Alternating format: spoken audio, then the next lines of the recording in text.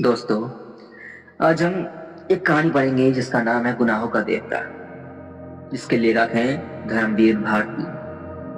तो चलिए स्टार्ट करते हैं। कभी कभी इंसान गुनाह नहीं करता, गुनाह उससे करवाए जाते हैं। और जब हालात, मजबूरियां और प्यार तीनों एक साथ कसते हैं तो देवता भी गुनाहों का देवता बन जाता है। शहर की सबसे पुरानी कॉलोनी में एक कमरा था। खिड़की से आती धूप, धुंधली दीवारों पर पुराने पोस्टर और मेज पर किताबों का ढेर। उस कमरे में रहता था आदित्य। पढ़ाई में अव्वल, स्वभाव में शांत और अव्वल, आंखों में एक ऐसी उदासी जो अक्सर मुस्कान के पीछे छुप जाती। आदित्य का बचपन आसान नहीं था। पिता जल्दी चल बसे, माँ ने सिलाई करके उसे पढ़ाया। उसने बचपन में ही सीख लिया था, ख्वाहिशें रखो, जिद नहीं। कॉलेज में उसकी पहचान थी ईमानदार, मददगार, भरोसेमंद। लड़कियां उसकी इज्जत करती थीं, लड़के उस पर भरोसा। पर हर देवता की तरह उसके भीतर भी एक इंसान था, कमजोर, भावुक, अकेला। कॉलेज लाइब्रेरी में एक दिन उसकी नजर मीरा से टकराई। मीरा आंखों में सादगी, बातों में सच्चाई और चेहरे पर एक ऐसी शांति जो शोर में भी सुकून दे। दोनों की दोस्ती किताबों से शुरू हुई, फिर चाय, फिर लंबी बातें और फिर वो खामोशी जिसमें सब कुछ कहा जाता है। आदित्य जानता था मीरा अमीर घर की है, उसकी दुनिया अलग है। फिर भी दिल मांगने को तैयार नहीं था, दिल मानने को तैयार नहीं था। प्यार हुआ बिना इजहार के, बिना बातों के। मीरा कहती थी, आदित्य कभी कोई ऐसा काम मत करना जिससे तुम्हारी आत्मा टूट जाए। आदित्य हंस देता था पर भीतर डरता था, क्योंकि उसी समय उसकी माँ की तबीयत बिगड़ने लगी थी। इलाज महंगा था, पैसे कम, और तभी जिंदगी ने पहला इम्तिहान रखा। कॉलेज के एक अमीर छात्र ने आदित्य से कहा, बस परीक्षा का पेपर बता दे, पैसे जितने कहो। आदित्य ने मना किया, पर रात को माँ की खांसी, डॉक्टर की पर्ची और खाली जेब, तीनों ने मिलकर उसे तोड़ दिया था। उसने पेपर नहीं बेचा, पर आंसर सीट बदलने में मदद कर दी। छोटा सा गुनाह पर आत्मा पर भारी। पैसे आए, इलाज हुआ, मां बच गई। पर उस रात आदित्य सो नहीं पाया। एक गुनाह दूसरे को जन्म देता है। अब लोग जान गए थे आदित्य काम करा सकता है। वो किसी का भविष्य नहीं बिगाड़ता था, बस सिस्टम से खेलता था। वो खुद से कहता, मैं बुरा नहीं हूं, मैं बस मजबूर हूं। मीरा दूर होती जा रही थी। उसे आदित्य की आंखों में वो पुरानी शांति नहीं दिखाई देती थी। एक दिन मीरा ने सीधे से पूछा, आदित्य सच बताओ, तुम बदल क्यों गए हो? आदित्य चुप रहा। मीरा बोली, अगर तुम्हारी कामयाबी किसी और के हक पर खड़ी है तो वो प्यार नहीं, वो गुनाह है। वो दिन आदित्य की जिंदगी का सबसे भारी दिन था। एक बड़ा ऑफर आया, सरकारी भर्ती में हेरा फेरी, पैसे इतने कि सारी जिंदगी आसान हो जाए। आदित्य ने कहा, नेहा कह दी, पर उसी रात मीरा का एक्सीडेंट हो गया। हॉस्पिटल के बाहर खड़ा आदित्य समझ गया, गुनाहों का देवता बनने की कीमत अकेलेपन होती है। मीरा बच गई, पर उसकी आंखों में आदित्य के लिए जगह नहीं बची। आदित्य ने सब कबूल कर दिया, पुलिस, कॉलेज, सबके सामने। सजा मिली, नौकरी गई, बदनामी हुई, पर पहली बार उसने चैन की सांस ली। आदित्य देवता नहीं था, पर उसने गुनाहों की पूजा भी नहीं की। उसने समझ लिया था, सही रास्ता मुश्किल हो सकता है, पर गलत रास्ता हमेशा महंगा पड़ता है। और शायद यह एक गुनाहों का देवता की सबसे बड़ी मुक्ति है।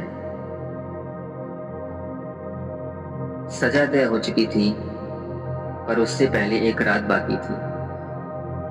आदित्य उस कमरे में बैठा था जहां कभी सपने पलते थे और वहां सिर्फ यादें थी। माँ सो रही थी, दवाइयों की गंध हवा में थी। आदित्य ने पहली बार अपनी माँ को ध्यान से देखा। झुर्रियां बढ़ गई थी, पर आंखों में अब भी वही विश्वास था।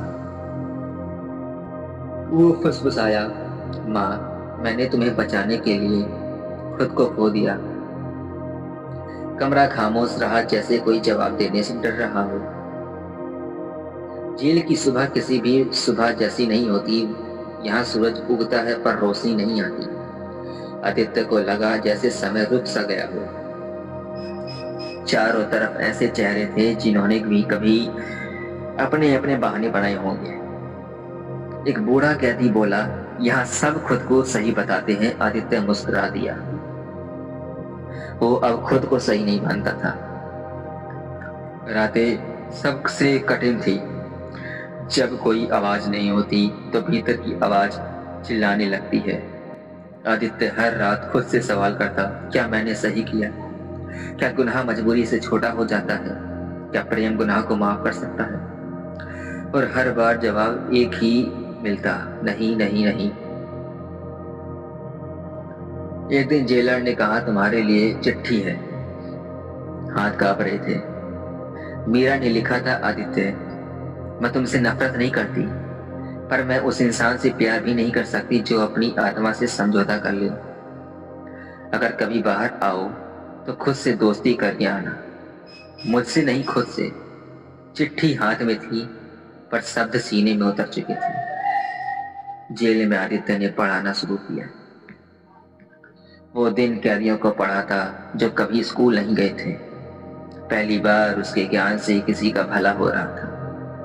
एक कैदी ने कहा, साहब, अगर आप बाहर होते तो हमारे जैसे लोग कभी यहाँ नहीं आते। उस रात आदित्य को थोड़ी नींद आई। एक सुबह उसे बुलाया गया। माँ चली गई थी। बिना शिकायत, बिना सवाल आदित्य फूट फूट कर रोया। उसने पहली बार भगवान से कुछ नहीं मांगा, बस कहा, अब मुझे और मत गिराना। सजा पूरी हुई।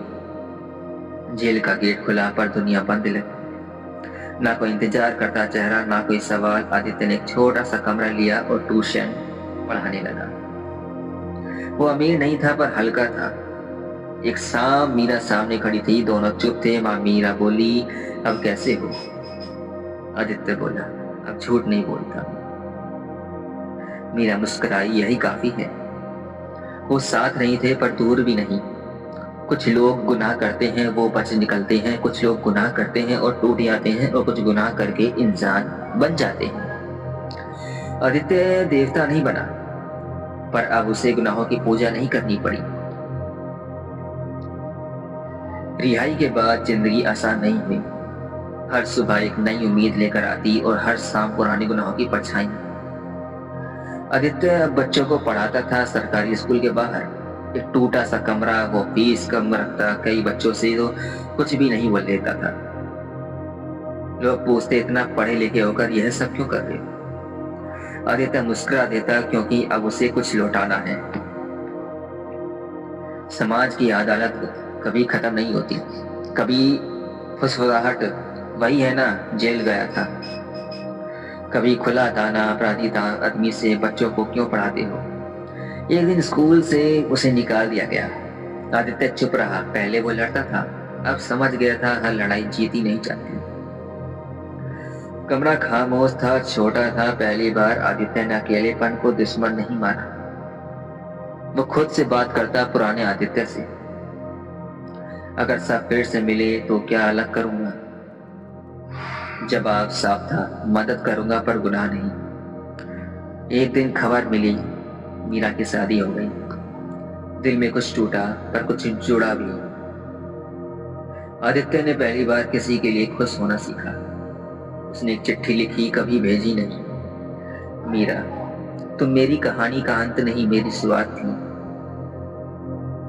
एक स्थानीय नेता आया, बोला, तुम्हारी छवि सुधारवा दूंगा, बस एक छोटा सा काम। वही रास्ता, वही लालच। आदित्य ने पहली बार बिना डरे कहा, नहीं। उस रात वो देर तक आसमान देखता रहा। उसे लगा जैसे माँ कह रही हो, अब ठीक है। आदित्य ने शहर छोड़ दिया। एक छोटे से कस्बे में लाइब्रेरी खोली। बाहर बोर्ड लगाया, गलतियां सब करते हैं पर सीखना सब नहीं चाहते। वो अमीर नहीं था पर रात को नींद आती थी। हर इंसान के भीतर एक देवता और एक अपराधी दोनों रहते हैं। जो चुन ले वही बन जाता है। आदित्य ने गुनाहों का देवता बनना छोड़ा, जिम्मेदारी का इंसान बन गया। और शायद यही सबसे बड़ा मोक्ष है। अगर कहानी ने आपको छू लिया हो तो याद रखिए, गलती इंसान को खत्म नहीं करती, उसे दोहराना करता है।